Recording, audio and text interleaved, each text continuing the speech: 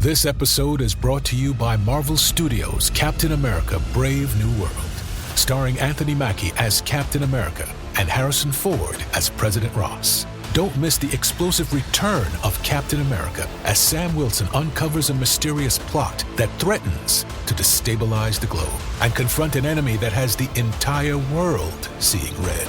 Enter a brave new world in IMAX and 3D this Friday. Get tickets now. Don't you love it when things are both easier and more affordable? Like when the rain washes your car for you. Or like when you save up to 10% by bundling your renters and auto insurance with USAA. Bundle with USAA and start saving. Get a quote today.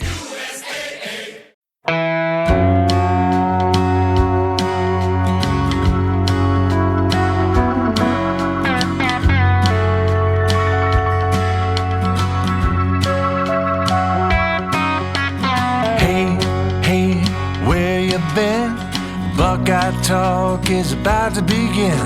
Hey, hey, hey, come on in.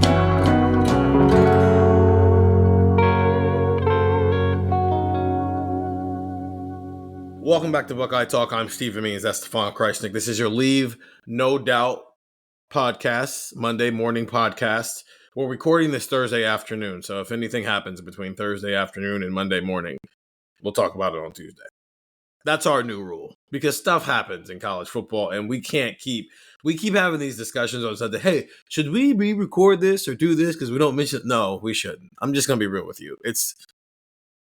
Journalists deserve breaks too after they cover a national championship team. So this is and that's no doubt in my mind, we deserve some breaks too. This is the Leave No Doubt Monday pod. We like to cover bigger topics a lot of the times, and during the season, obviously we'll be rewatching games, but everything is done under the concept of leaving no doubt. Then something leave no doubt. Sometimes it's a tangible, concrete thing.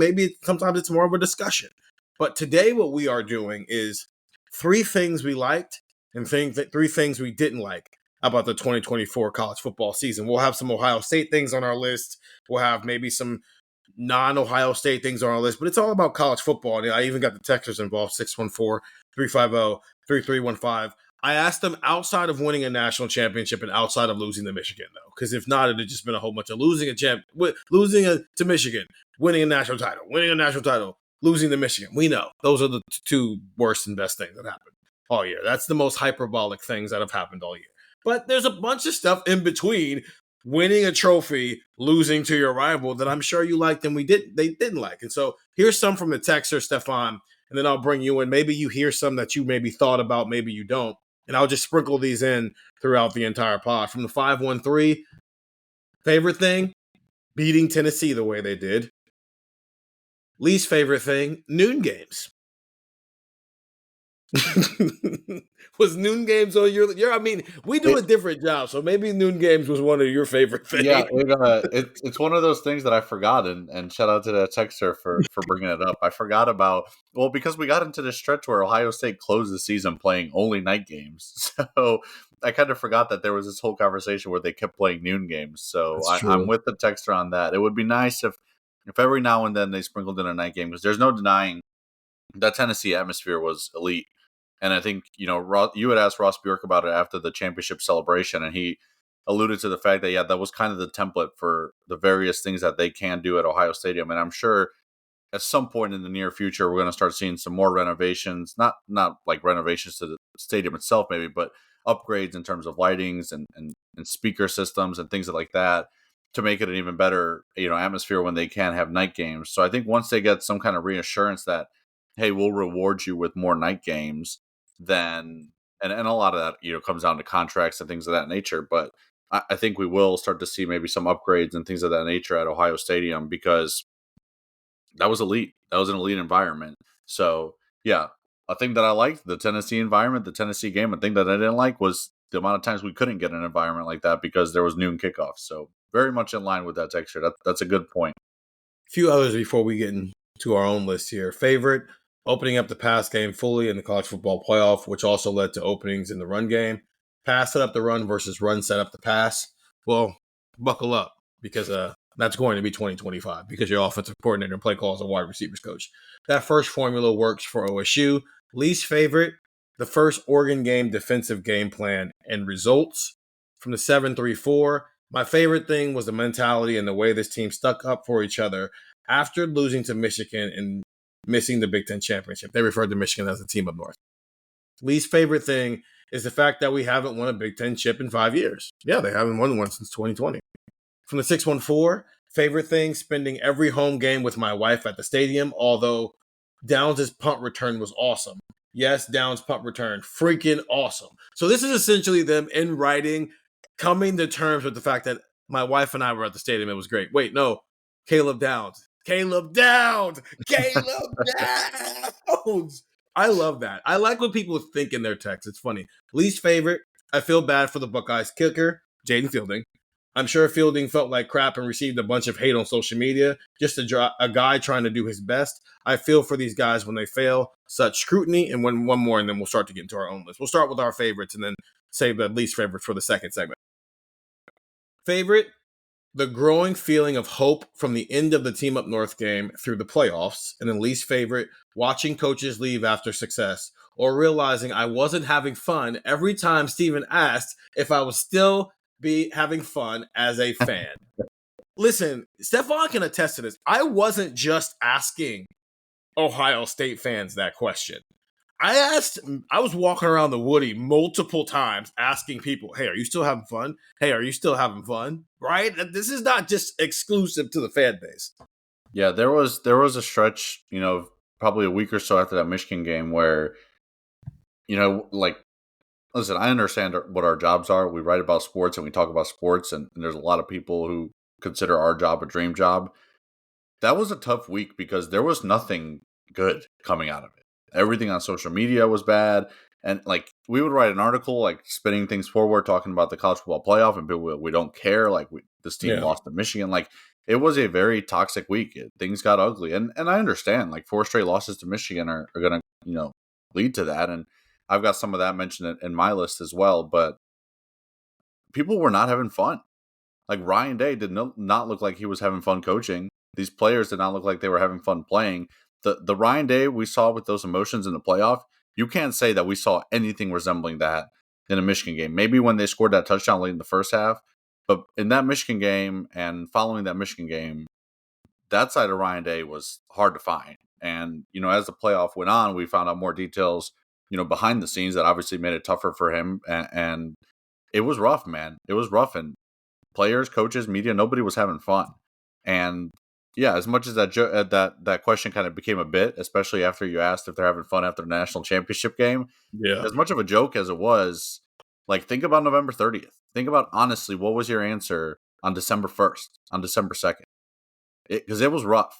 And I think what that texter kind of noted there was it was very fascinating, even before the playoffs started, to watch kind of people go through the emotions of football seasons don't, NFL teams don't have a break like that. If you lose week 18, you don't get, if you get a bye week, you get 2 weeks max. But usually you don't get 4 weeks to think about losing the last game of the regular season. So we saw Ohio State fans go from as mad as you can be to, okay, the playoff bracket is revealed. Okay, great, we get a home game. To that week before the home game, it was just get me to the game. Just get me to the game. And then as soon as they scored on that opening drive, it was boom, we're back. And then obviously as the playoff went on, it just kept rising and rising and rising. It was fascinating.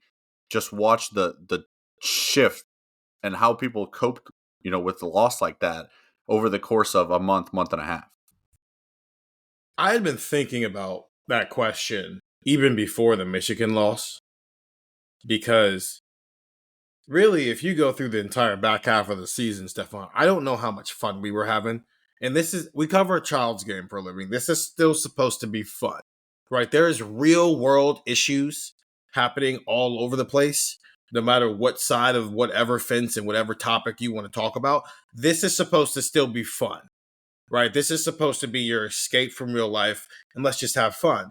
They lost to Oregon, and some people are going to bring up some of the other games, so I don't want to step on anybody's toes too much. But they went on a bye week, and it felt like they came back from that bye week and we're going, what the heck did you do for 2 weeks? Right? The Oregon game went from what a really good game. It's tough they lost. Let's regroup and nothing changed, to we spent the rest of October and really a good chunk of November nitpicking and picking apart this team, even in its successful moments, right? For whether it was the offense didn't look great against Nebraska, Penn State, Will Howard didn't have his best day, offensive line issues, right? Then Seth McLaughlin gets hurt. What happens in the Michigan game? The last 2 to 3 months of the season, I don't think were fun. They were work. And it was really the first time since I've been a sports writer that I felt like work, like this job was work.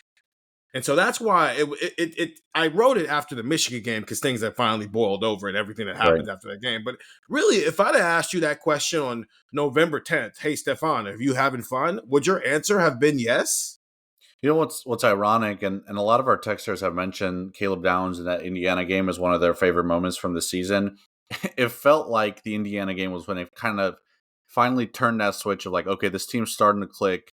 That Indiana game, that environment was electric. That was really fun. It felt like the whole back half was so rough after the Oregon game. And then finally people started to flip the switch after the Indiana game, being like, all right, I think this team is starting to click. I think this is one of the best teams in the country. And then they lose to Michigan literally the following week. Like, there was a glimmer of hope for like a minute. And then it quickly shifted again. What a year. What a year. What a year. I'm going to go to therapy about this season. Okay.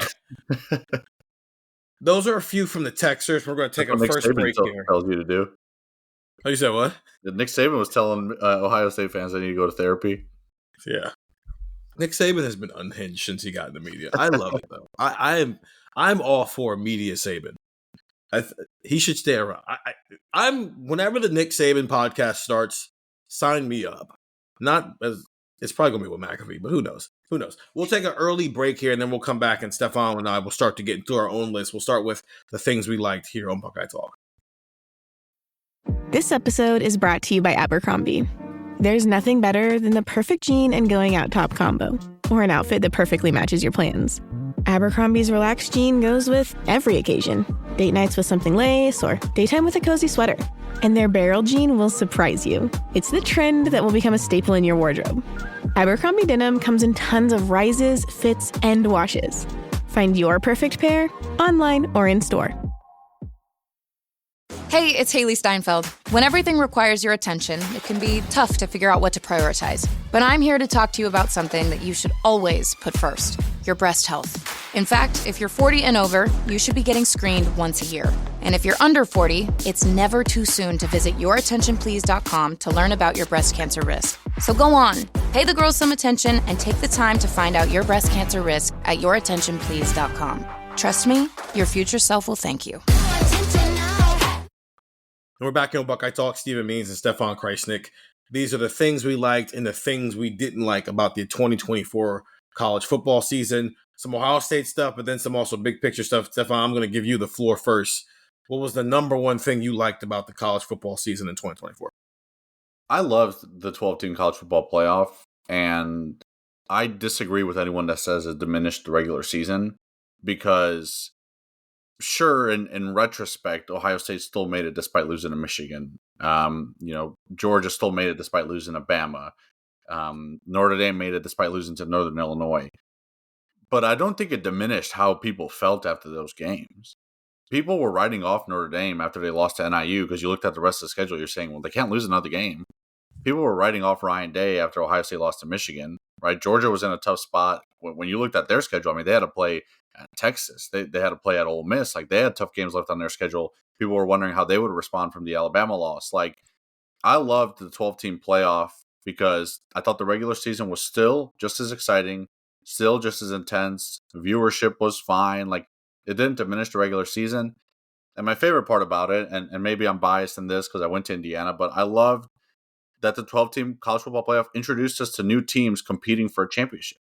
I thought it was fun seeing Indiana and SMU and Arizona State and Boise State. Like, think about that Arizona State game against Texas. Like, that was one of the best games of the college football playoff.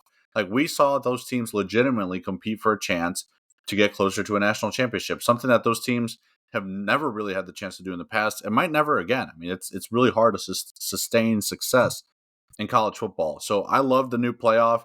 Sure, there's things that can be changed about it. Seeding can be moved around a little bit. Maybe they need to expand to 16. Maybe I don't know. I don't know what it's going to look like moving forward. There's already SEC and Big Ten teams trying to get more automatic bids and things of that nature. We'll see what happens. But I thought this year, for as fresh as everything was, for as untested as all this was, it was a really fun year. I mean, there was a lot of I remember I can't remember. I think it was the day Ohio State played Purdue, maybe, when we went home after that game. It was a noon kickoff, of course. We went home after that game, and the Michigan-Indiana game was in that 3:30 CBS slot. And you turn that game on, man. It's a tight game in the fourth quarter, packed crowd for an Indiana home football game, and they're playing for everything. Like when is Indiana versus Michigan, unless Michigan's playing to stay in the playoff hunt, when has that game ever really mattered that much? And everyone was tuned in and watching it. You watch SMU Clemson. I mean, that ACC title game, you're watching as it comes down to the final play thinking, man, like Clemson just earned an automatic bid out of nowhere. What's going to happen to SMU? Like, where are they going? That game mattered, where usually you're watching that game, regardless of who wins, they're not getting into the 14 playoff. Like, that game mattered. There was just games that, like, Vanderbilt, I know we joked about them because the SEC kept saying that wins against Vandy were good, but that team was good this year. And maybe they weren't in the playoff hunt, but they were exciting to watch. South Carolina was good this year. And it makes it so much more interesting now going even into this season because we're talking about Lenora Sellers as a legit guy who can be in the Heisman conversation, who can lead South Carolina to a college football playoff bid next year. Like these teams that we kind of look at in the past and just say, oh yeah, they're good. They're going to go, 9-3. Or maybe they have a 10-2 season, but it doesn't really matter. Like it all matters now. It made so many more teams so much more intriguing to watch. So I thought this was one of the most exciting college football regular seasons and postseasons in a while. And that's despite everyone thinking that the regular season was going to be so diminished by this playoff. I'm going to ask you a question. You might disagree with this point. So I'm going to try to make it. And if it doesn't make sense, just tell me it doesn't make sense. And that's the Monday Pod, ladies and gentlemen. Since 2016, there have been 10 running backs to run for 2,000 yards. 6 of those 10 have had at least 2,000 yards and 20 touchdowns. Okay. Genty's the 10th to have 2,000 and the 6th to have 20 touchdowns and 2,000. Is Ashton Genty a Heisman Trophy finalist without playoff expansion? I'm not sure. And I say that because understanding you're going to name some guys who weren't even considered in Heisman conversations that put up those numbers. Deontay Foreman at Texas, Donnell Pumphrey at San Diego State in 2016 both had 2,000 rushing yards. Rashad Penny at San Diego State had 2,200 yards and 23 touchdowns in 2017. And then Bryce Love at Stanford had 2,100 yards and 19 touchdowns in 2017. In 2018, Jonathan Taylor, a two-time Doak Walker Award winner, he had 2,194 rushing yards in 2018. He only had 16 touchdowns, though, but 2,100 yards in 2018. Chuba at Oklahoma State had 2,094 yards and 21 touchdowns.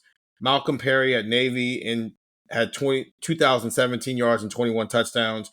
JK had 2,003 rushing yards and 20.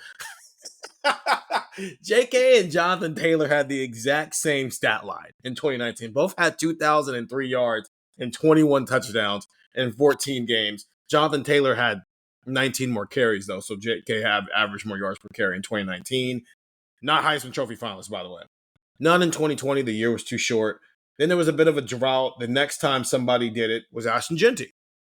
2,601 yards and 29 touchdowns. Now, his stats are just kind of major out there, but because of where he goes to school, you have to look for him. Boise State's got a quality history. They've made some New Year's Six Bowls, but nobody's looking at them as a playoff caliber team. Right. And so him doing it against Oregon early got everybody's attention. But when you look at the rest of their schedule, it's not blowing you away, right? It's Portland State, Washington State, Utah State, Hawaii, UNLV, San Diego State, Nevada, San Jose State, Wyoming, and then Oregon State and UNLV and a Mountain West. Like they didn't play anybody the rest of the year. So in a 4-team playoff world where we're only paying attention to 6 or 7 teams, are people still watching Ashton Genty? Because Heisman Trophy voters are dumb. So if you're not in their face every week, are we paying attention to what Ashton Genty is doing? Maybe not. So that alone makes the 12-team playoff more important. Because like you just said, we paid attention to more teams. We were up till 2 o'clock in the morning the night before the Michigan game watching Georgia versus Georgia Tech, tweeting about it because it mattered for playoff seeding. I have a don't like about this year when it comes to the college football playoff, but in the name of staying positive right now, I'm with you. I felt like more stars were created by the college football playoff expanding and more teams mattered. It didn't devalue the regular season. In fact, it enhanced it because instead of paying attention to Alabama, Georgia, Ohio State, Texas, Clemson, Michigan, and that's kind of it. Now we're paying attention to, look at the field, man. Penn State, Arizona State, SMU had a pretty quality. Indiana. The Ohio State-Indiana game mattered for the first time since when? Right. So I'm with you. I didn't put that on my list, but because I have some other things on it, but I'm with you. This was highly consideration for me because this is the best regular season I've seen, just simply because more teams mattered. And going forward, like you just said, South Carolina matters in college football in 2025 in a way that I don't think they've mattered in a little bit. The combination of the 12-team playoff mixed with NIL maybe spreading out the talent a little bit more, the transfer portal as well, has made this a perfect timing of a thing. Yeah, and I think what's interesting too is you mentioned, most years we're only paying attention to, a handful of teams as the season winds down. Like the Final Four was still prominent programs, right? It was Ohio State, Texas, Notre Dame, Penn State, right? Penn State is kind of the only team that kind of tossed itself into the mix there, and some of that, there's always going to be a team that kind of gets a draw that does that for them, and that's fine. But that's kind of how March Madness is too. Mm-hmm. Like we love the upsets, but let's be real. It's St. Peter's doesn't make it to the Final Four. Like they made it to the Elite Eight, that's exciting. But when we get to the Final Four, what do we always see? UConn, Duke, North Carolina, Kansas, Villanova. Like that's how this is supposed to be. Get these teams into the mix. You're going to still end up deciding your Final Four. But how about instead of the Final Four being decided by people sitting in a conference room, how about we decide the Final Four by having them play games? And sure, maybe Notre Dame beats the brakes off Indiana, but they had to play a game instead of us sitting there being like, okay, but they beat Louisville by this amount of points, and Louisville beat that team, and that team beat that team. Like, let us decide the Final Four by playing the games. We're still going to end up with 4 strong teams. Maybe one year there is an SMU that makes a run to the Final Four or something like that in the playoff. Maybe it happens at some point. But I'm fine with 4 Georgia's, Alabama's, Ohio State's, Texas's, Michigan. Like, if those teams are in the Final Four, that's fine. I'm not rooting for SMU and Boise State to be in the Final Four every year. But let them be in the field and let us actually decide the Final Four instead of you guys sitting in a conference room deciding the Final Four. And also, Notre Dame beat Indiana by 10 points. True. And it got talked. I'm going to save it. I'll save it. We're all positive right now. That's the second half topic. Yeah, save it. For the 941, favorite thing, Will Howard and the seniors who hung around for another year. Least favorite thing, extreme fan overreaction and hate speech against Ryan Day and players after the Michigan loss. That was so much worse than the loss to the game. A black mark on OSU fans. It does seem like there are some Ohio State fans who are maybe embarrassed by what I always call it the small but loud portion of the fan base was doing. It did seem like there was more embarrassment by what they were doing. Don't put the coach's address on the internet. And don't tweet at players. It's weird. Yeah, while you mentioned that was one thing that I had in the second half of the show, things I didn't like. Like, okay, it's kind of left unspoken at some point, but I understand losing them 4 straight times to Michigan is like, that's a fireable offense at Ohio State. And I understand the people who are vocal and saying that they didn't want Ryan Day to be the coach after that game. Like, I get that. You're allowed to be mad. But a coach should not have to hire security guards because he lost a football game.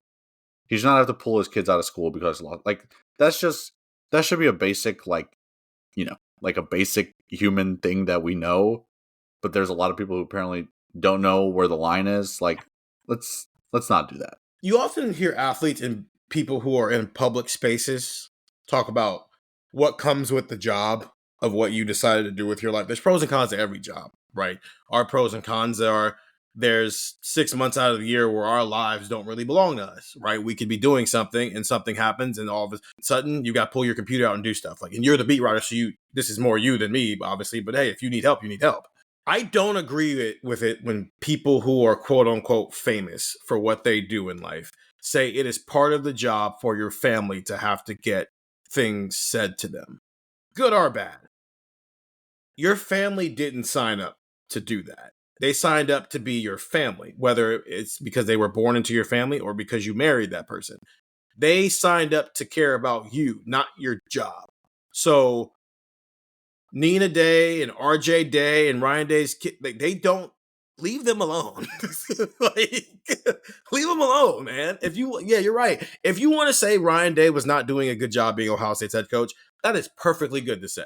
You can even say you no longer want him to be the head coach of your favorite team. Cool. His family, leave him out of this. They're just trying to live their life and support their father or leave him alone, man. Do not put that man's address on the internet ever again. That irked me a little bit.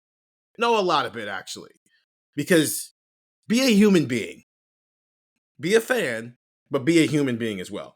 That's my negativity. Back to some positivity. And we should say 99% of Ohio State fans are good fans. For sure. 100%. Right. The 1% got super loud because they lost the football game. Jim and Perrysburg, the team finally coming together and reaching the potential we all knew was in there. In particular, as good as Jack and JT played over their careers, I was always disappointed that they never quite showed the 5-star ability that was hyped when they came in. But in this last run, they played as well as any defensive end has ever played. Very proud of those two. Most disappointing thing, not a lot. I wish Seth could have played in the playoff run. I felt bad for him. He was a great leader. I think it's awesome that Seth McLaughlin just kind of hung around. Yeah. And was still like with the team, even if he was going through an injury. One more before I get into my first thing. From the 301, favorite thing, the strip and score. I think that moment was even better than the national title, given how Texas was really threatening. I think it's interesting that in Ohio State's last 2 national championships, the most prominent moments weren't in the actual national championship game. They were in the semifinal against an SEC team in both of those games. That's always just interesting to me. There's no take. It's just interesting. And then least favorite thing, probably nearly losing to Nebraska. The Oregon loss hurt, but it was explainable. Nebraska was just pain.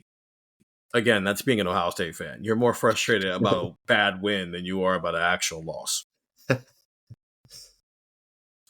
My first thing is college football's youth movement. The sport's in good hands. There are 37 5-star recruits in the 2024 recruiting class. By my count, 13 of them had impact player level roles. And a lot of them were playing on teams who were in the playoff hunt heading into November. Jeremiah Smith, obviously at Ohio State, Ryan Williams, and Xavier Brown at Alabama. You had Colin Simmons at Texas, Cam Coleman at Auburn, Dylan Stewart at South Carolina, Dylan Raiola at Nebraska, TJ Moore at Clemson, Ryan Wingo at Texas, Jordan Seaton's the starting tackle at Colorado, KJ Bolden at Georgia, Sammy Brown at Clemson, and then DJ Lagway, the only one who wasn't playing for a team who you got into the mid-October and you could still at least kind of carve out a playoff path for them. I think that's cool because we've had stars. There's always stars in college football, but I think every 2 or 3 years you press the reset button on who those stars were, right? We had the Trevor Lawrence, Joe Burrow, Justin Fields era. Then you had the CJ Stroud, Bryce Young, Will Anderson, Caleb Williams era, and now this 2024 team class. The fact that all these guys you can make a case for should be preseason, all-conference, all-American play. I think that's pretty cool because it just, hey, college football has got this new thing going on, and here are going to be the faces of it for the next 3 or 4 years. Yeah, and a lot of them have, as much as we hate the portal and NIL, a lot of them have stayed put, right? Yeah. Like Lagway's staying put. I mean, Lagway's a big reason that Napier's probably staying put, but Lagway's staying put, and Florida's an intriguing team for next year. Jeremiah Smith staying put, and we're going to see 2 more years of him. Ryan Williams, like that's exciting too. That a lot of these guys, Jeremiah Smith in Ohio State and wearing an Ohio State jersey is going to become synonymous with college football over the course of the next 2 years, just because you're getting 3 years of that guy being a straight up star. That's one of the things I had on what I like as well was just Jeremiah's rise to stardom, especially in the playoff. We had this discussion off air with Andrew the other day of Juju Watkins, her stardom as a college basketball star. How does it compare to a Jeremiah Smith? It's tough because football is a very American sport, right? Like Yeah. Juju Watkins, Caitlin Clark, they're international stars because basketball is a massive game, right? Like Cooper Flagg is an international star because of what basketball is. But Jeremiah Smith, especially the way he played in the playoffs, has become a face of college football. And I thought that was cool. Like people were tuning in to watch Jeremiah Smith play and they were tweeting about him and they want him on the cover of the video game. And some of that existed during the regular season, but it really took off during the playoff. Steven, you hadn't arrived in LA yet when Ohio State had their team arrival at their hotel. Mhm. There was like 3 or 4, I don't want to call them kids. They were probably like teenagers, maybe they were over the age of 18. They were the people who went around, like they basically want to get autographs and sell autographs, like things of that nature. Like they're not Ohio State fans, but they had helmets, stuff like that. They're just looking for autographs. Security was basically kind of like, hey, you can't do this. Like it's just a team arrival, kind of pushed them away. But they like when the team did their arrival, walking from the bus into the hotel, they had, all of us media there in the front taking video, and those guys stood behind. And I think one of the like, oh crap, we get to cover this guy, because we become kind of numb to it sometimes. Like we see Jeremiah Smith, once, twice, 3 times a week, so you become kind of numb to it at some point, like the starstruck aspect of it. And the dudes are standing behind me. They're ticked off they didn't get their autographs, but Jeremiah walks by, and one of them literally goes, "Oh my god, it's him!" And they all turn and they're just like staring at Jeremiah Smith. I'm like, this guy is an icon, and he hadn't even played in the Rose Bowl game. Like it has been very cool to watch Jeremiah Smith become one of the most recognizable football players in America. And he's not even in the NFL yet. Like that is these next 2 years, the maturity of that kid is unreal, because I don't know how I would handle that if I was 18 years old. I wouldn't know how to handle that when I was 18 years old. I was a student writer who like got a few followers at IU, and I was like, oh, wow, like Oh, you were the guy. You were him. Smith. You were him now, huh? You thought you were the big hotshot. I was having a conversation with someone earlier this year, and we were just talking about that concept of where you're like, I don't know how he handles it. And there is a personality trait, I think, to it. A lot of the people who are like that aren't the most, I guess, outspoken people. Now, every so often you get an Antonio Brown, right? Or a Terrell Owens. But a lot of the times, it isn't until after the fact where you realize, oh, this dude's a cocky little son of a gun. Like with Jerry Rice, was he like that when he was playing, or were you realizing it after the fact that, oh, Jerry Rice is a Randy Moss? They talk a little trash now, right? And JJ is that way. He's also 19 years old, so it's, I don't know. At 19 years old, are you ready to just step in front of a microphone every day and just talk? No, of course not. JT was like that. At his age, like JT didn't talk to anybody during his recruitment. He talked to one person, and it was his name is escaping me, but he worked for 247 up in the Pacific Northwest, and so that's who he talked to. JT, and his recruitment was a show, but not by his design, but it's because of the caliber of player he was coming out of high school that it was. Jeremiah Smith is a show, but it's not because he's not doing anything. He's not fanning the flame. Well, actually, that's a lie. Yes, he is. He tweets. He knows what he's doing. I've talked to. He knows what he's doing when he tweets.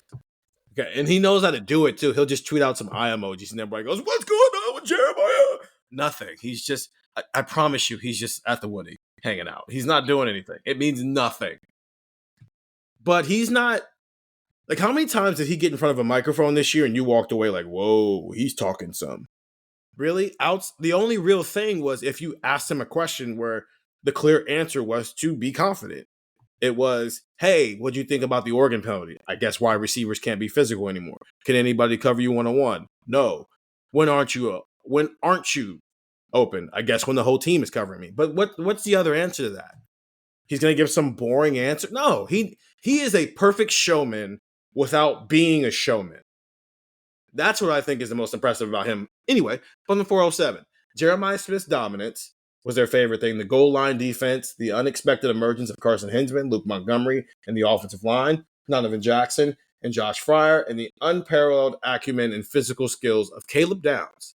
Least favorite, the amazing Will Howard's frequent. I'm sorry. It's just, you know where this is going. The amazing Will Howard's frequent stumbling on quarterback runs, noon kickoffs, Davidson Igbenogsen's handsy style, and Kirk Herbstreit's cringy overuse of the word physicality. Physicality is the most overused word in football.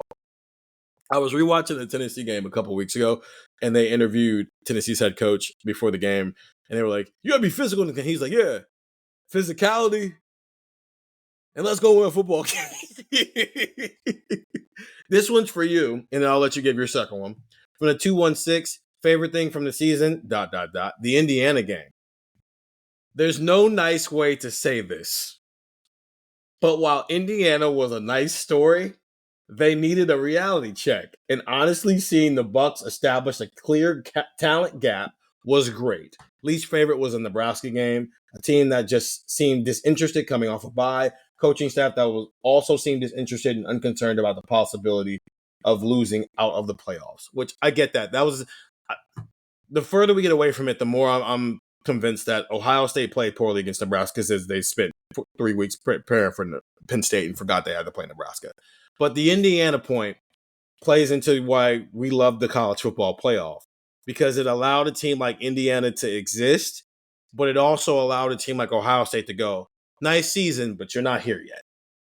Yeah, we did a pod recently where I said that was one of my favorite games. I thought it was cool to see, those teams on that stage. I thought it was cool seeing, that was one of the first games where we saw Will Howard really kind of wear his emotions on his sleeve more than usual. Like, we saw him really upset after the Oregon game. We saw him pumped up after the Penn State game, but that was the first game where, like, he was talking his talk. Like, that was a big, big kind of eye-opening moment, I think, for a lot of us about Will Howard. Listen, I understand my alma mater lost that game. I thought it was a cool game. I thought the discourse of the running up the score was so stupid. That was one of my least favorite things of this season. I'm sorry that we have to rehash that. But the environment, too, of the Indiana, I mentioned on here, I think going into Michigan week, of when that game kind of got out of reach, especially in the fourth quarter, and you really saw the focus, like, in the stadium in real time shift to Michigan, I thought was really cool. And I thought you kind of got to see, all right, like, Indiana week was top 5 week. It was clear that Ohio State was really into that game. They wouldn't have had those emotions if they were just looking ahead to Michigan. Like, they were locked into that game. Remember Ryan Day's McAfee thing where, McAfee's talking about, like, hey, this Indiana team, like, they're not the Indiana of old. And Ryan Day's like, okay, well, we're good too. Like, that, it was clear that there was a lot of emotions, but it was also cool in real time seeing the attention shift to Michigan week as well. I thought that there's a lot of mentions of Indiana week in our text. And that was, like I said earlier, it was kind of one of the moments where I felt like the momentum was starting to flip, and, you kind of forget it a little bit because they lost to Michigan the following week, but that was an elite environment, even for a noon kickoff at Ohio Stadium. And it, it's clear why a lot of people would remember that game and mention that game. If Cignetti actually built Indiana into something, that lost to Ohio State's ground zero for it. Yeah. Even with everything else they had done that season, that was an opportunity for Indiana, who had been having a good season, and they still had a really good season. They made the play. They lost to the 2 teams who played in the national championship game. Does that mean they're the only 2 teams they would have lost to that year? I don't know. We're not in the SEC playing the hypothetical game. I'm spilling out the thing I don't like, and I'm trying to hold off. But when you're having a season that good, and it seems like maybe you're having a moment, for the bigger picture, grand scheme of building your program, you need to get punched in the mouth like that against a team who is actually what you think you are. Kirk Cignetti's whole, I just win, baby. Look at where all my resume, Google me, all that stuff. That stuff is great till you get on the field with a team that's actually like that, and you see what it looks like. And I'm hoping that for the sake of Indiana, he learns from this, because they've got a pretty decent schedule. It's a little more competitive. They got Illinois, Oregon, and Penn State on your schedule. So, but 9-3 is not out of the question for them. Right. Even 10-2 is not out of the question if they can pull one of those off. Maybe even 11-1, because you do still have to play James Franklin. We know what James Franklin likes to do. But I'm just saying. But in general, it was a good year of building confidence in where this thing might be headed, but also a good reminder of how far you still have to go. And I respected that for Indiana, even if it felt like they tucked their tails in the 2 games where they actually had to play opponents with the pulse. What's your next thing? Well, because my second thing was the Jeremiah Smith, so I'm just going to my third thing here. Okay. I thought watching the way Ryan Day has been talked about this last month, less than a month, has been really cool because when the Michigan game happened and people wanted him fired, we had, kind of joking discussions of like, how many programs would line up right away and be like, we'll take him? And how many programs would be good instantly? Like, we all knew, and I think a lot of the fans, even the ones who wanted him fired, knew that Ryan Day is one of the best coaches in college football. He's got a 70-10 career record. Like, everyone knows he's a good coach. He just kind of couldn't get over the hump of, the big game thing. Like that was standing in his way. Even because there's one thing to be, big game coach like James Franklin in that discussion where a lot of the times you get to a big game, it's just not competitive. Like it doesn't feel like, it might end up being, what was it in 2023? They lost by like 8 points to Ohio State, and it was such a backdoor like cover type situation. Like Ryan Day in those big games was right there. It's 1 point against Oregon. It's a field goal against Georgia. It's whatever. And then there was also the Michigan hurdle. And you're kind of just sitting there like almost pounding your head into the wall being like, I know Ryan Day is one of the best coaches in college football. Like, why is it not clicking? And to see him kind of finally get over that hump, win that national title, and now get, as we're recording, he just got a raise that makes him the second highest paid coach in college football. That's where he belongs. He belongs in a discussion with Kirby Smart and Dabo Swinney and, whoever else. Like he is in that tier, but he didn't have the accolades to show it yet. And it was cool to see him finally get there and see the patience pay off. I thought this season was a big win for Ross Bjork. He wasn't the guy who hired Ryan Day. He also wasn't the guy who hired Jimbo Fisher. But guess what? When you attach yourself to someone and you give them a contract extension, you get tied to them. He stood up for Ryan Day after the Michigan game. He tied himself to Ryan Day at a time where he didn't necessarily need to. And he was rewarded with a national title and now this contract extension for Day. Like, this was a really cool month and a half of watching Ryan Day finally get talked about in a way that he's deserved to for a while, but then have the accolades too. And that's why I say, like, I think there's maybe a building frustration a little bit with Dan Lanning because he lost those Washington games. He got thumped by Ohio State in the Rose Bowl. Like, he had the big one in the regular season and couldn't back it up in the playoff. Like, he's in his third year. Like, it took Ryan Day some time as well. Like, give it time. Give it, like, we're in an era where everyone just wants to decide something right away. Like, this guy's good, this guy's not, move on, keep him. Like, give Dan Lanning time. Because this is what happens when you can give Ryan Day time. We all know Dan Lanning's one of the best coaches. We all knew Ryan Day was one of the best coaches. Now to finally have that accolade, it's cool to see him get talked about in that light without much debate. Ryan Day turned Dan Lanning into Ryan Day. Yeah. And I don't mean, and I've been saying that even in our meetings. I'm not saying it to chastise Dan Lanning. I'm saying it because of what you just laid out there. Ryan Day was the guy who had all this talent and all this ability as a coach and all this talent on his roster. And it was like, why are you not winning more? Why do you, what's going on? Why are you not getting over the mountaintop yet? And it takes time, man. Nick Saban didn't win in year one either. So give it a chance to grow. Give a guy, we got to remember, this was Ryan Day's 6th year as a head coach ever. So give time. It used to be you would be a head coach at a smaller program, build your way up, and then eventually you would get the blue blood job, right? Urban Meyer was at Bowling Green and Utah and Florida, and then he got the job at Ohio State. Jim Tressel was at Youngstown State for how long before he got this job? Even Nick Saban was at Michigan State at a time period, went to LSU, right? It built up. This new era of head coaches aren't having to take that route, which means also everything they're learning is happening in the brightest of lights. Urban Meyer's mistakes didn't always happen in the brightest of lights as he was learning how to be a head coach. Ryan Day, Kirby Smart, Dan Lanning, theirs are. Marcus Freeman, they are. So give it some time to grow. And as long as they're showing growth and flashes that they're still headed towards what their potential is, I think it's okay to take that approach. And when it's when it feels like it starts stagnating, is that you have to be like, okay, well, that might be it here. Good pick. Couple more from the Texers. From the 612. Favorite thing, getting to watch the senior class one more time. They seem like a tight-knit group and a great group of dudes.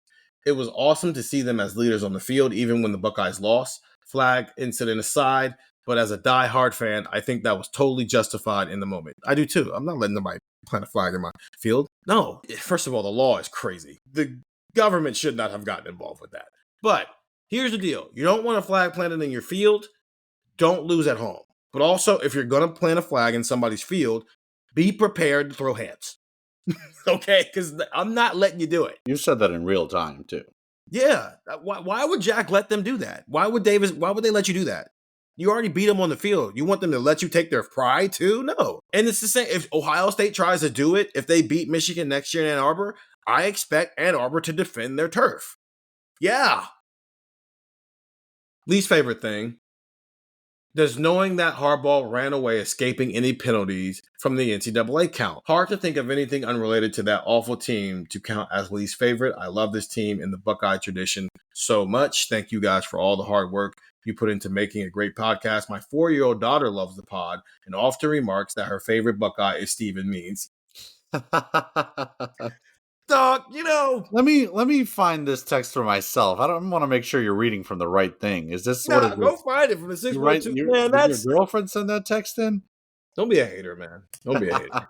Don't be a hater. That shout out to your daughter, man. That's awesome. That's cool. That's very Thank cool. you for listening to the pod. I do truly appreciate that. My next favorite thing is, you know me, I like narratives. I like the story. I like the arc of everything. And not narratives, ESPN narratives. I'm slipping again. I like good storytelling. Natural good storytelling, not forced things. And I felt like the Ohio State playoff run was a story of 4 years in the making. And so my thing was how Ohio State's national championship took them on a journey that made them look themselves in the mirror at every step, right? Having to play a home game against an SEC team where it means more. Ryan Day is 0-2 against the SEC. And he lost to Alabama in a national championship game, and he lost to Missouri in a Cotton Bowl the year before that. So he had in Georgia, 0-3. And so he's 0-3 against the other superior conference in college football. And now he's got one who is the epitome of what the narrative of SEC means more is, and that's this middle of the road to not upper echelon SEC team, but that next tier of SEC team that kind of in some ways benefits off of the fact that Nick Saban was in their conference for the past 15 years. With all due respect to what Tennessee is, that's what you've done. Except for the 14 times he beat them, but exactly. My point exactly. But it's a home game against that type of team. It's a home game where Tennessee did not take over the stadium, but there was a decent amount of orange in there. I think that it was about 35. I think 35,000. Yeah, I think that's fair. They just showed up early. They showed up when the Ohio State fans hadn't yet. You want to know why they showed up early, though?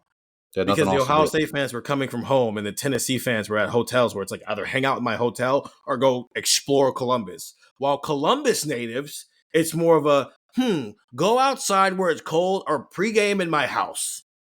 It was like 19 degrees outside. I hated that day. Hated it. I hated it. I'm so glad I wasn't a photographer on that day. Shout out to all the sports photographers who have to, be out there in the elements while I'm up in a warm press box. So you start there and you prove a point there. Then you go to the Rose Bowl, most iconic place in college football, which to your point about Jeremiah Smith, I'm glad that's one of his breakout games this year because it just seems fitting that you use that stage to make a point. It's almost like how NBA players, NBA superstars go to the Garden and drop 40. That's what it felt like. That's where I'm at the Rose Bowl. Let's rock. That's where Marvin Harrison introduced himself to the world. That's where Jackson Smith-Njigba solidified himself as the best wide receiver. That's where Ryan Day in 2018 coached his last game as an assistant coach. And after the game, Urban Meyer does the ceremonial, hands him over the whistle. The Rose Bowl for Ryan Day has turned into a checkpoint. at different points. The 2018 one, the 2021, where it was, man, we lost to Michigan, but here's why you should still have hope. It's a checkpoint of hope. And that's what it was once again, while also getting to redeem a loss to a team who in some ways has been part of the problem of this era of Ohio State football players. Remember, this is the team that was responsible for Ryan Day taking play calling duties away from Kerry Combs in 2021 because Joe Moorhead ran the same play 10 times and Kerry Combs couldn't stop it. So you check that off as a redemption. Then you get another SEC team who just so happens to have a starting quarterback that you thought was going to be your future. He's supposed to be the guy who's the quarterback for you as you're winning a national title this year. And instead, he's back at home at Texas. And it's in a building where things got ugly the last time you were in there. It's another redemption arc checkpoint. And then Notre Dame, who has literally been the emotional checkpoint for Ryan Day for 3 straight games now, in a building where the last time you played there, Travion Henderson was walking around on a peg leg, and you lost that game in heartbreaking fashion. So it just felt like all the pain that has been caused by college football to Ohio State and its fan base over the past 4 years, Ohio State got to kind of wipe the slate clean while also holding up a trophy at the end of the day. And I think that's pretty cool. So that's one of my favorite things. Yeah. We might be able to do a podcast where we list off all the storylines without giving an explanation, and we like sit here for like an hour. Yeah. Because it's like, there's the Chip Kelly story. There's, like you said, Travion and all the stuff that, injuries that he's had to overcome to get to this point. Quinshon Judkins transferred from the SEC to be able to win a national title. Will Howard, his story. Emeka Buka, his story. Jeremiah Smith, Jack Sawyer, like all these. Lathan Ransom, like we don't even talk about his story. Like all these different things that happen. Like Lathan Ransom has a big hit where Oregon's running back thinks about whether he wants to be there or not. It happened at a stadium where Lathan Ransom had one of the worst injuries you can imagine. Like all this, there's just so many storylines with this team that it's fascinating. I will say another thing before we transition to the things that we don't like. One of our texters mentioned this. We haven't talked a ton about it this year just because it's not necessarily something me, you, and Andrew are very tuned in about it. And this is kind of like a personal life thing more than it's like something we need to cover. But like the way this team leaned on its faith, like it was not, and maybe you can pull up the text. I can't remember who sent it, but like it was not like did. Fake. It was not fake. It was very real with this team. And I think you see a lot of guys, the first thing they say throughout sports, like any sport, anywhere, the first thing they always say after the game is, they talk about their faith, they thank God and things like that. And sometimes it feels very like manufactured and you're just saying this because you're in front of the camera. But like with like Travion and G. Scott and the way that they were leaders, kind of spiritually for this team from, the off season through the season, like that stuff was very real for them too. And that's kind of another cool storyline of the way this team kind of leaned on that, maybe more than any team I've ever seen. It is also another very underrated storyline. From the 5-7-3, and this wasn't the only one. My favorite part about the season was the faith that these young men showed to the world. Every time I heard the majority of the team speak, they thanked Lord and Savior Jesus Christ. What an example to young people that they can be men of faith and great athletes. Also, their least favorite thing was the way the fan base reacted to the Michigan loss. How quickly we forget the multiple years we won. In the last 15 years, we lead the wins. Yes, Day needs to stick it and win, but as we found out, it isn't the end of the world. But yeah, a lot of people mentioned that. We didn't bring it up a lot because you don't want to isolate people. Obviously, like faith can be a hard thing because not everybody has the same faith, so you don't want to just isolate people in those situations. But yeah, they did. The thing I respected was they did it whether people loved them for it or not. Right? Even after the Michigan game, there was a picture someone put on the internet of Michigan and Ohio State players huddled up praying after the game. They did that every game with the other team. And people are like, see, this is what the problem. No, your personal life has nothing to do with whether or not they cared. You want to know if people cared? Emeka Buka mentioned God every time we talked to him. He's also crying his eyes out after they win a national championship. I promise.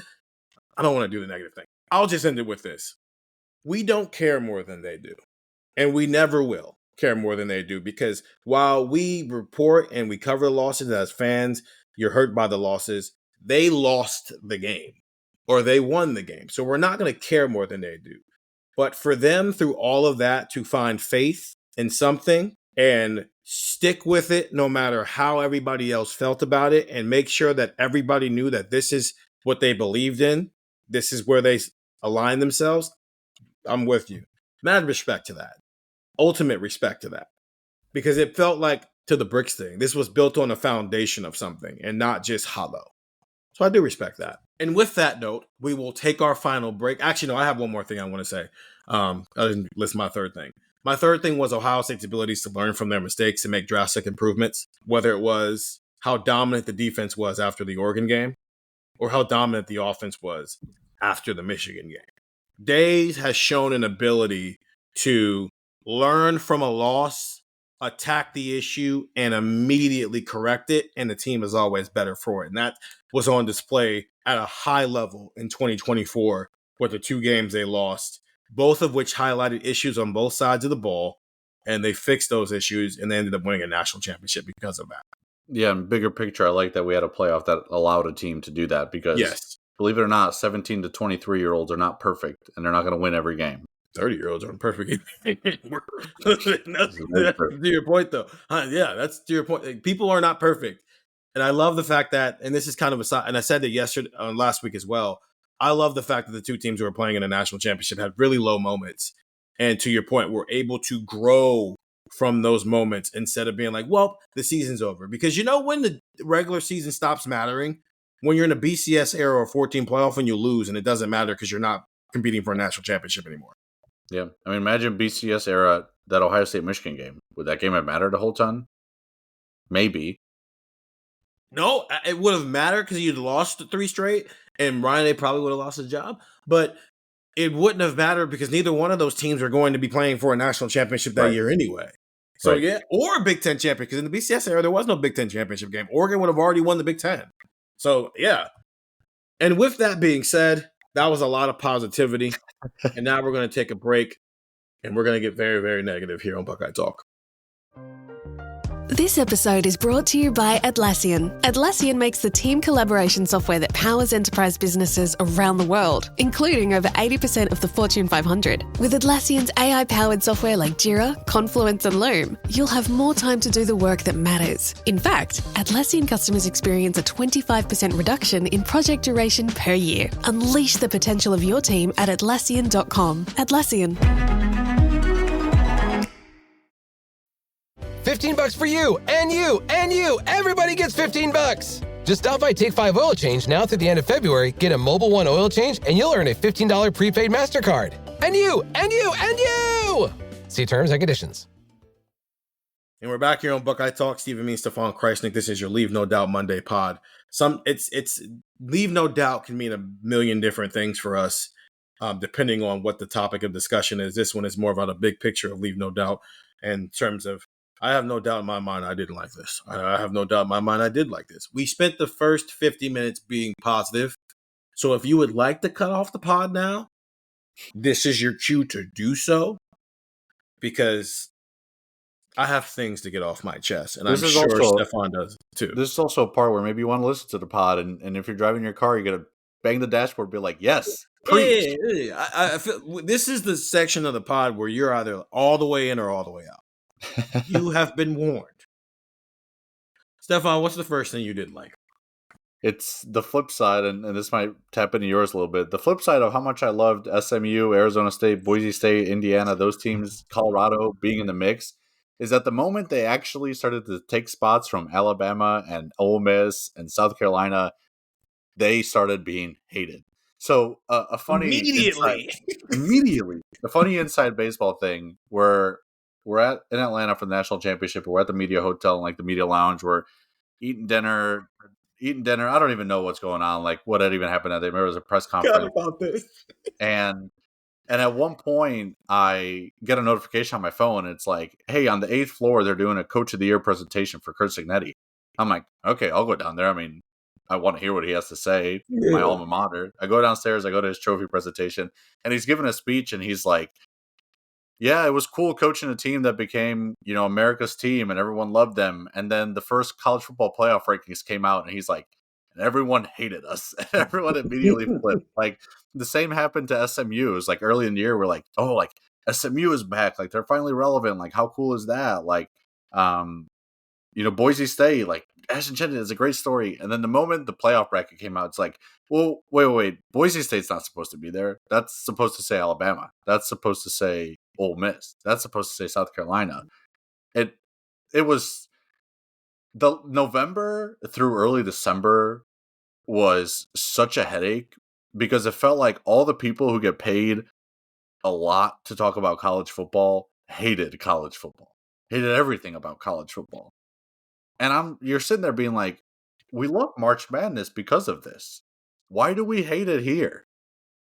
It didn't make any sense. And the SEC was kind of the driving force of that, which was very irritating. But man, like, can we like college football next year? Can we all make an agreement that we like college football and we like when teams win and we don't make up hypotheticals because the team lost and it doesn't fit our narrative? Like, was there any point throughout the college football playoff, even when SMU was getting the brakes beat off of them by Penn State, were you sitting there being like, I want to watch Jalen Milroe right now? No, I wasn't. What are we doing, man? Oh, I was instead wondering, what is SMU going to do at halftime to make adjustments to make this thing? Yes, because you're watching the game. Yeah, watch games. I tweeted this the day of most of the first round games because obviously Notre Dame and Indiana played the night before. Because I had just gotten so annoyed with it all. My first tweet was, Penn State isn't playing well enough to win this game. SMU is just playing bad enough to lose it. Because I'm just thinking we're all watching football together. It's a cool day. There's 3 college football playoff games on, plus there's some NFL playoff games sprinkled in as well. Look at the NFL, man. The NFL is fighting its butt off this winter. They had to fight college football to have some game, to have Patrick Mahomes go up against Ohio State. And now they're fighting the NBA, who is trying to have trade deadline the week of the Super Bowl. And everybody's just trying to, it's just everybody's fighting back. It's funny. It's funny watching everybody.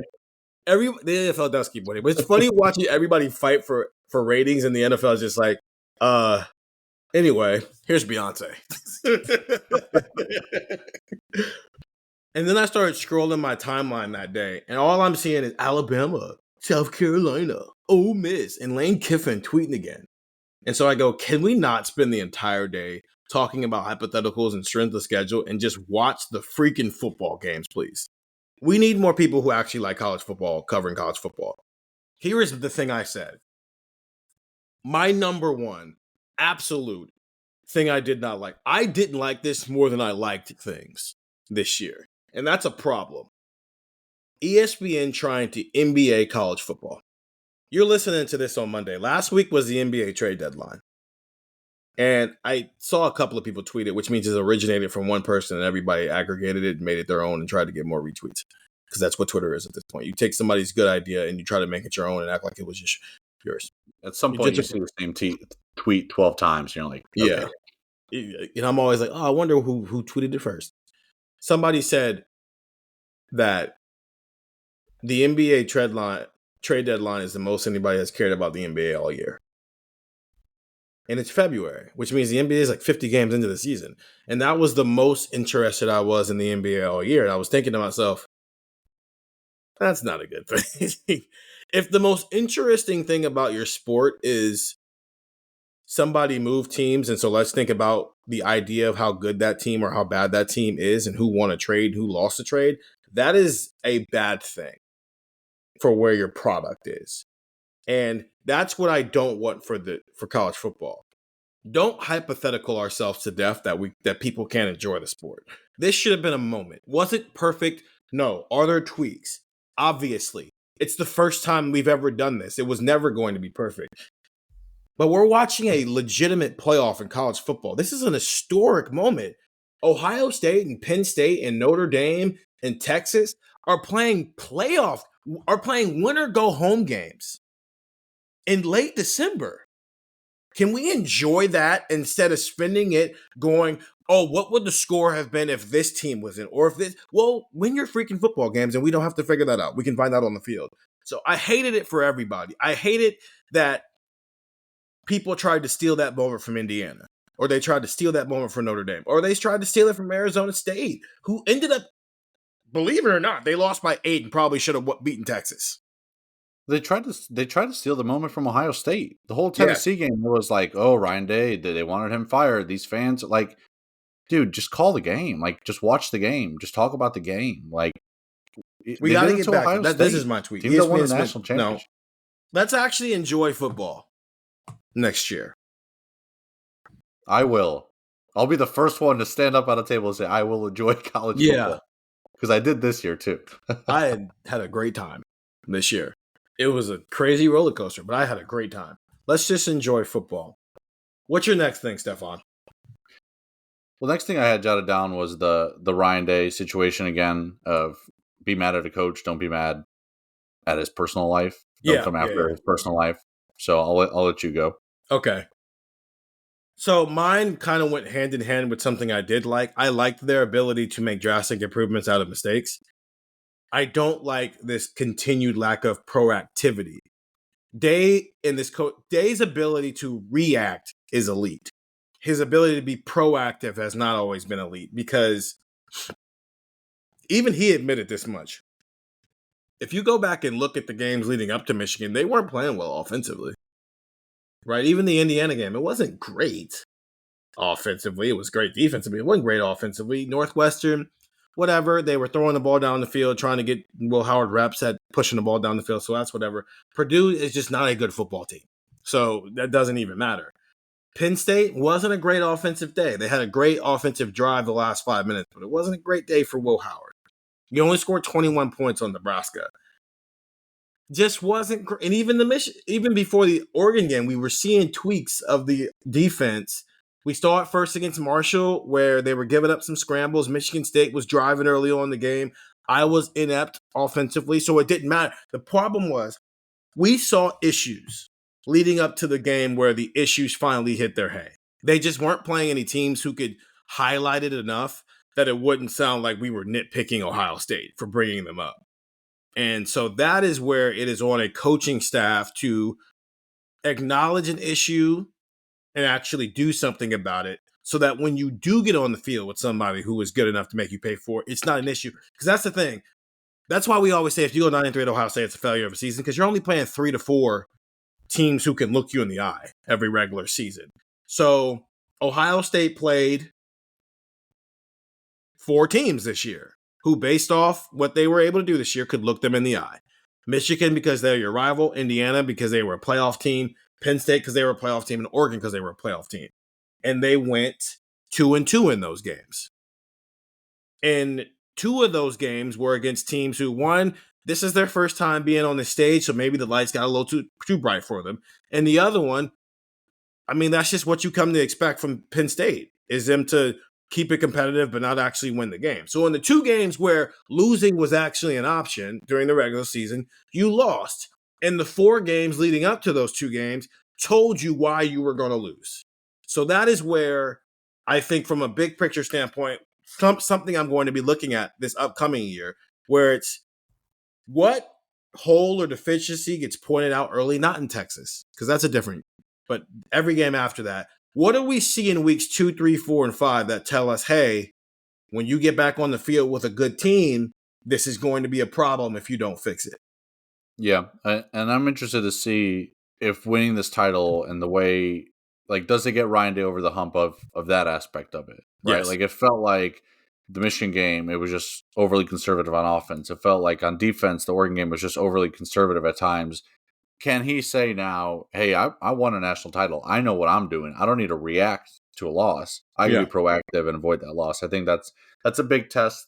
That's a conversation that came up when we did a post recently saying who would win 2023 Michigan or 2024 Ohio State. And the first thing you say is, well, Ohio State lost to bad Michigan in 2024. And a lot of the players from the 2024 roster were there in 2023 to lose to Michigan. But did winning a title, is there a new mentality to this coaching staff, to this team, now that they've accomplished that? Are they going to play loose? Are they going to say, hey, this is us going into this game. I don't care who's on the other side of the field. I want to see more of that.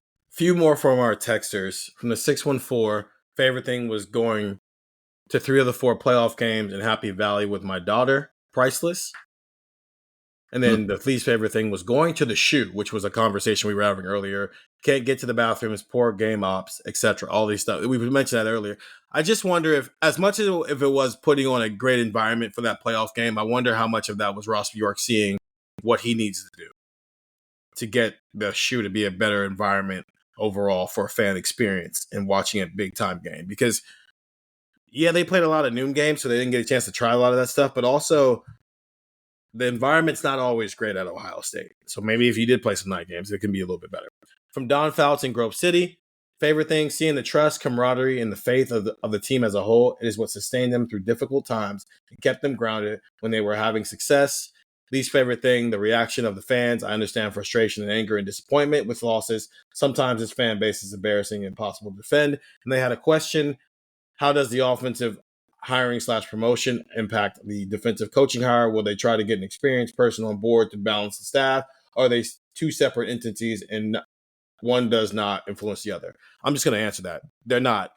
They're irrelevant. They're not even the same conversation of how Ryan Day might go. It shows you maybe how Ryan Day is thinking about building a staff, but it has no impact about who his potential candidates are to be the defensive coordinator. To our understanding, the reason why that might take a little bit longer, if it does, is simply because there might be some people involved who are still currently in the NFL cycle. So you have to wait for that to end before you can really get into the depths of that. But if it is an in-house hire and promotion like we saw with the offensive coordinator, it's probably a combination of Matt Guerrieri calling plays with Tim Walton having a co-DC next to his name. Anything sound crazy there, Stefan? Spot on. Okay, cool. From the 734, favorite thing was Will Howard being from his alma mater. So we got you in the Kansas State trade too. In my first year as a student at OSU and getting to see him experience the love of and for OSU that I've experienced my whole life is genuinely one of my favorite experiences of my life. It's been so cool to see how the fan base rallied behind him in the playoffs and saw what I've seen in him the whole time here. Least favorite thing was the OSU fans and the Michigan fans after the Natty. The OSU fans, aka the Lunatic Fringe, who hate on OSU after one bad play, and some of my least favorite people. Watching games with them sucks because they never can never seem to just have fun no matter what. We win by 50, we should have won by 70 type stuff. The Michigan fans after the Natty are more annoying than ever. They are such cryberries and will never shut up about how we lost 2 games and that makes the Natty illegitimate. Just shut your mouth and admit your rival won something and don't get butthurt. It infuriates me how much they want to make everything about them when it never is. I hate the team up north. Fair. That's a good point. But you can also just say you want a Natty. From Todd in Michigan. Who was that texted us that? Just from the 734. They didn't put her name on it. We'll have to give them a hug. They went through it in that text there a little bit. They did. They let it all out. Yeah, Vince, do what you got to do, man. From Todd in Michigan. I love it. From Todd in Michigan. Favorite thing, easy. I've said it once and we'll say it again. Coach Saban's retirement. God bless you, Nick and Miss Terry.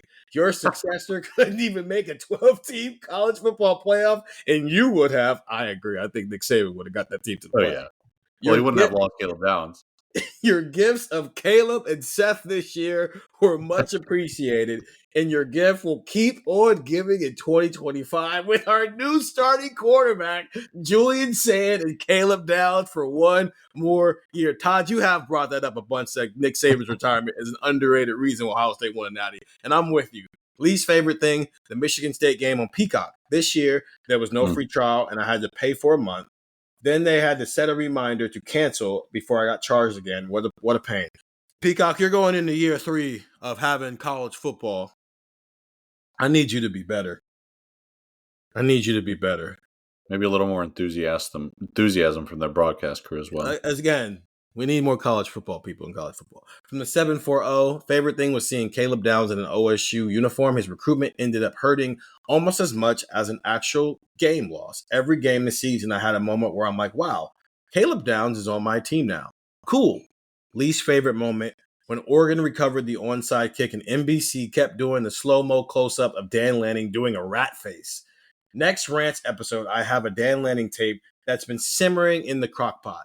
Rose Bowl felt really good. Jimmy and Andrew can suck it. Did you really say that last part about Jimmy and Andrew? He did. Everybody knows that Jimmy and Andrew love Dan Lanning. This is not. I love it. This is not. I love But it. people give us stuff about making fun of Andrew. We love Andrew. Just as you heard on the Friday pod, when he's right, man, is Andrew a genius? When he's wrong, we're just like, do you want to deal with it or should I deal with it? Listen. It's a great dynamic though, and it's what makes him entertaining. From the 609, favorite thing watching this team of kids that we've been following since the pandemic overcome adversity, injuries, and 2 losses was my favorite part of the season. The least favorite part, how unhinged our fan base became after the Michigan. Lots of big loser energy. Again, I told you, a lot of people were not happy with the fan base and what they did. And then the final one that we can get through, we got a lot. And I wish I could get to every single one. From the 614, my favorite thing about this season, outside of the championship itself, was the brotherhood. We've heard about it for years, and I do believe the culture they describe is real and important, but it became so apparent how important it was this season when guys came into the program, most notably Will Howard, and repeatedly expressed how grateful they were to be Buckeyes. It shows the strength of that culture. And then when guys who could have gone pro returned to fight with their brothers one more time, it shows the strength of that culture. Against the media-hyped backdrop of a $20 million roster, it meant even more. Thanks to Will and Caleb and Quinshon and Seth for embracing being a Buckeye. Thanks to Jack and JT and Travion and Emeka and Lathan for coming back for one more ride. I'll love this team forever. Long live the brotherhood. Anything else you got, Stefan? Because I want to respond to that, but anything else you got to... Last thing I was going to say I didn't like, and maybe this is just a work thing more than anything. College football off seasons are... Yeah, man. It's and honestly, like I say from a work part, I know it's exhausting for fans as well, man. It's hard to keep up. There's a million moving pieces at all times. Jim Knowles, we're talking about him when we should be talking about the championship celebration. Listen, I will say this. It sucks to lose Chip Kelly if you're an Ohio State fan. The way he handled it, I thought was very professional. He was recruiting like a couple days ago. Like I thought the way Chip Kelly handled it was very professional, even though you do lose him. But then it's like the championship game had just ended, and it's already, tampering and talks like that with Jeremiah and Carnell. And I'm sure it's going to happen again next year with Jeremiah, where someone's going to offer him $30 million to enter the portal. Like it's exhausting. It's an endless news cycle. And I understand as a fan, I think that's what made this season so nice, is that those of us who did watch the games and just enjoyed college football, it's nice to get to that point where we're just not talking about transfer portal and NIL because these guys are on rosters. The season started. But man, as soon as that last game ends, whether it's, your season ends November 30th or your season ends, after the championship game, immediately it just becomes this endless cycle that is very, very exhausting. So college football, there needs to be rules in place and dates in place that just make sense. It doesn't make sense. It didn't make sense to me that we did signing day right after they lost to Michigan, but then the portal's also open. So then that's going on. Like, I feel bad for guys like Gabe Powers. Like, I'm sure he wanted to play in the playoff, but he can't. Like, not everyone had the luxury that Devin Brown had, right? Like, there's guys who couldn't stay for the playoff run. That sucks. Like, Gabe Powers was one of the most important people on this team on special teams. Yep. Like, he should have been there when Ohio State was playing for a national championship game. Like, there's gotta be something figured out. And how stupid would it be if coming up in the Super Bowl, like I don't know who's a free agent coming up, but let's say AJ Brown's about to be a free agent. How stupid would it be if he left because he's got to find a team before the Super Bowl starts? Like, it's a ridiculous idea to even mention. And it's so normal in college football. Like, that doesn't make any sense. The college football season should end on January 1st. Since the Rose Bowl refuses to move off of that New Year's Day game, which it's because it's tied to the parade, then let's just make the Rose Bowl the home site for the national championship, and that's the last day of the regular season. Make a lot of sense. Kojo Antwi stayed, even though he was in the portal. And now, because he took that risk and stayed and was practicing, he's showing up at Colorado State with an injury. So there's two sides to that coin. right? You cannot stay, and yes, Gabe Powers is going to get a ring and all that, but he wasn't a part of the experience. Or you can stay and you can risk an injury. Yeah, it's but that also logic for college football in terms of its structure requires us to admit that they're not students. And we're not, apparently we can't do that because they're student athletes and student comes first, even though none of these guys actually physically go to class. They all take online classes. And it's not weird because when I was in college, I took online classes. It's a very normal thing for college students to do. But what you talked on is why I was so frustrated earlier and what I was talking about. And we're watching a playoff game. Why are we talking about structure and all these other things that don't matter right now? You got Sunday through Friday to complain about hypotheticals and structure and all that stuff. How about on Saturdays we let football just be about football and not everything else that is going on in that sphere? That was my last thing too. I hate the fact that it felt like we were covering a national championship team, but we were also talking about Ohio State lost this guy to the portal. Ohio State added this guy from the portal. There's early enroll. It's too much happening. It's too much happening. So I wanted to respond to that last text, though, and the reason why was Noah Weiskopf, who is a student reporter for Ohio State. He works for the Lantern. He just wrote a story. I'm trying to get the headline here so people can go read it because I think he did a hell of a job on it. It's called Behind Closed Doors, the meeting that transformed Ohio State into national champions, where essentially he just walked around talking to different players about what that meeting was like, that heart-to-heart meeting where it's just Ryan Day and the players. And people should go read that story. I'm not going to give it away. You should go read it because Noah cooked, quite frankly.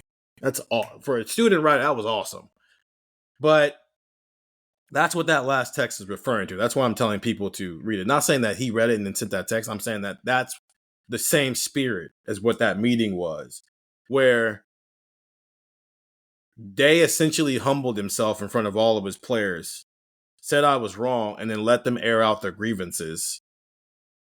He said Donovan Jackson was crying. And I get why Donovan Jackson was crying. I came back for this. I came back to do this again. Seriously, Donovan Jackson was gone. And he convinced himself to come back to do the same thing he did the last 3 years, and that's lose to Michigan and not accomplish anything. Go read that story. I just wanted to promote that. And that text made me realize that. My last thing was the same thing as you. This is where I wanted to promote that story because that stuff's kind of cool. You know, that's the culture stuff you're talking about when your coach can humble himself in front of his players and essentially let all his players curse him out for an hour and a half because they were wrong. And they fixed it on their way to a national championship. Get the text, 614-350-3315. 2-week free trial, $3.99 after that. That is your Leave No Doubt pod. I've got some fun stuff planned for this week. We're going to do a Ryan Day era draft over the next 2 weeks. We're going to do offense at some point this week and defense next week because we're deep enough now where you should be able to build a starting 22 of all of those guys. And so it's going to test Stefan and Andrew's ability to put together the best roster. I'm going to do it too. So it's going to test. You guys didn't cover a lot of these guys, so it's going to test your guys' ability to know the roster a little bit. It should be fun. I can already see the wheels turning for Stefan as he's thinking about who he's going to draft first. Thinking about the NFL playoffs. And I saw a lot of those guys. Yeah. You're just like, well, no, you're thinking about the hypothetical of what if Joe Burrow had made the playoff? Would he be playing in the Super Bowl? I'm just saying. Some are saying that hypotheticals matter than anything else in the world. We did hear in Atlanta how if he had a better defense, they would have won the Super Bowl. We were around each other way too much over the past 2 months. There were a lot of times I wanted to walk away from tables because people were just saying things for the sake of saying them. Anyway, I'll leave that for off-the-record conversation. For Stefan Krajisnik, I'm Stephen Means. That was Buckeye Talk.